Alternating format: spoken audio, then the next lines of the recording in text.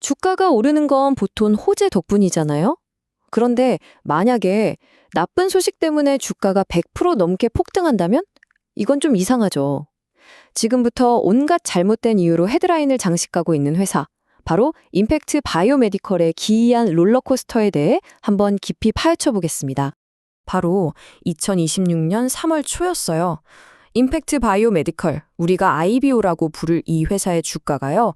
글쎄 하루 만에 무려 115% 이상 치솟은 겁니다. 근데 진짜 이상한 건 이 폭등이 뭐 좋은 소식 때문이 아니었다는 거예요. 회사가 아주 중요한 합병이 늦어진다고 발표한 직후에 이런 일이 벌어졌다는 거죠. 보통은 당연히 악재잖아요. 아니 도대체 임팩트 바이오메디컬에서 무슨 일이 벌어지고 있는 걸까요? 뭔가 앞뒤가 안 맞죠? 지금부터 이 기묘한 현상, 그 속을 한번 같이 들여다보겠습니다. 자, 이 미스터리를 풀기 위해서 저희가 몇 가지 단계를 밟아볼 텐데요. 먼저 주가가 왜 그렇게 올랐는지, 그 합병이라는 게 도대체 뭔지, 그리고 회사가 가진 기술이나 재무 상태는 어떤지 하나하나 차근차근 파헤쳐 보겠습니다. 좋습니다. 그럼 첫 번째 단서부터 시작해 볼까요? 대체 어떻게 이런 기이한 주가 급등이 일어났을까요? 그 사건의 전말부터 한번 보시죠. 보시면 3월 4일 정규장에서는 주가가 0.41달러로 그냥 소소하게 마감했어요. 그런데 장이 끝나고 나서 SEC 공시가 딱 뜹니다. 그리고 바로 시간 내 거래에서 주가가 무려 86%나 폭등해서 0.77달러가 된 거죠. 다 합치면 115%가 넘는 정말 엄청난 상승이었습니다. 자, 그럼 다음 퍼즐 조각입니다. 아니, 왜 시장은 이런 악재에 이렇게 열광적인 반응을 보였을까요? 왜 나쁜 소식이 좋은 소식처럼 보였는지 그 이유를 한번 살펴보겠습니다.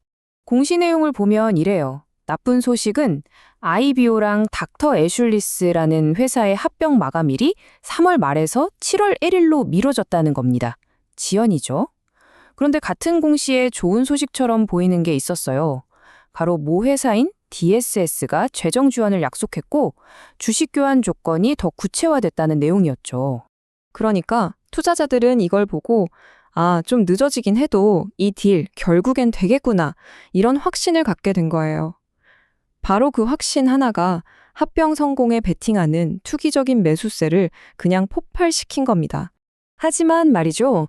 그 계약서의 작은 글씨들 속에는 아주 무서운 위험이 숨어 있었습니다. 지금부터 합병의 진짜 얼굴, 바로 기존 주주들에게 닥칠 지분 희석의 위험에 대해 좀 더 깊이 파고 들어보겠습니다. 이 거래의 핵심은 역합병이라는 건데요. 좀 복잡하게 들릴 수 있는데 쉽게 말하면 이거예요. 비상장 회사가 이미 상장된 약간 껍데기 같은 회사를 인수해서 증시에 손쉽게 들어오는 방식입니다. 그러니까 원래 있던 IBO는 이름만 남고 주인은 닥터 애슐리스로 바뀌는 거죠. 그래서 합병이 끝나면 어떻게 되느냐? IBO는 닥터 애슐리스 USA로 이름이 바뀌고요. 이사회나 임원도 전부 닥터 애슐리스 쪽에서 임명합니다. 그럼 기존 IBO 주주들은요? 네, 새 회사에 아주 작은 지분만 갖게 되는 거예요. 사실상 회사의 주인이 완전히 바뀌는 겁니다. 그리고 계획을 보면 주식 병합 얘기도 나와요. 주식 수를 줄여서 주가를 높이는 거죠. 근데 진짜 함정은 따로 있습니다. 발행 가능한 총 주식 수는 줄어들지 않는다는 점이에요. 바로 이 숫자, 40억 주. 이게 바로 그 위험의 실체입니다. 회사는 합병 후에도 무려 40억 개의 주식을 새로 찍어낼 수 있는 권한을 그대로 가지고 있는 거예요. 이건 뭐랄까요? 언제 터질지 모르는 시한폭탄 같은 거죠. 주식이 마구 늘어나면 제가 가진 주식의 가치는 어떻게 될까요? 그렇죠. 종이장처럼 희석될 수 있다는 뜻입니다.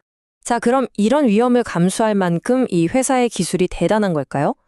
합병이 이렇게 위험천만하다면 회사가 가진 특허 바이오라는 핵심 자산이 진짜 그럴 만한 가치가 있는지 한번 따져봐야겠죠? IBO가 내세우는 4대 핵심 기술 플랫폼입니다. 이름이 그럴듯해요. 라인베커, 에퀴비어, 레토스, 그리고 3F.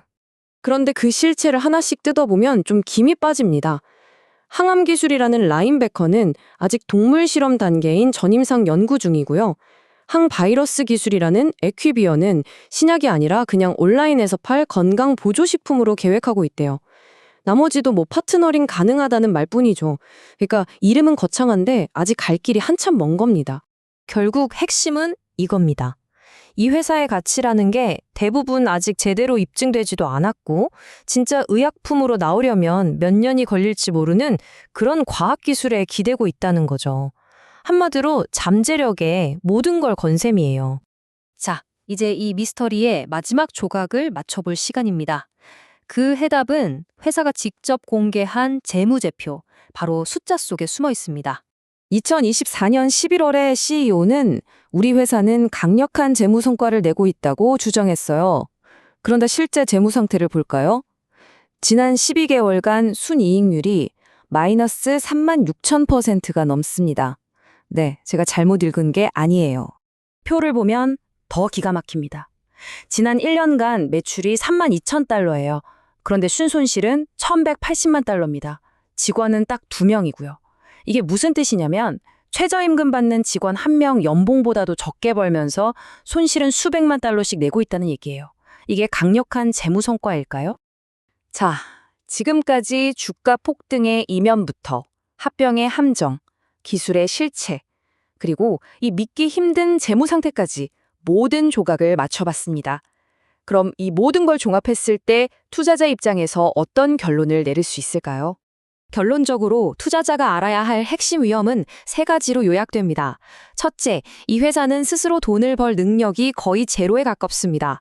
둘째, 살아남으려면 합병이 유일한 길인데 그건 곧 회사를 통째로 넘겨준다는 뜻이죠. 그리고 마지막으로 그 거래 구조 자체가 기존 주주들의 지분 가치가 엄청나게 희석되는 걸 보장하고 있다는 겁니다. 결국 희망과 과대 광고만으로 쌓아 올린 이 투기적인 롤러코스터. 과연 이 아슬아슬한 여정의 끝은 어디일까요?